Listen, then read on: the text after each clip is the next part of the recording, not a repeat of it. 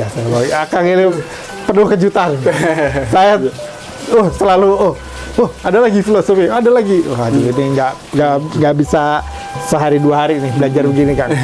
Apa perhatian dari pemerintah, terutama Kemendikbud ya, terutama Kementerian Pendidikan dan Kebudayaan. Makanya di situ kan dari ijazah sekolah kita ada Kemendikbud, Kementerian Pendidikan dan Kebudayaan. Makanya budaya masuk dalam kategori pendidikan. Pendidikan, ya, pendidikan budaya lokal seperti itu. Oke.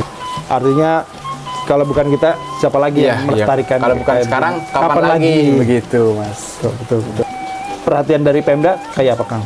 Kalau kemarin saya juga ada pertemuannya dari anggota dewan. Ya, kalau harapan saya itu pinginnya kayak ikat ini, baju pangsi sama ini jadi perda gitu.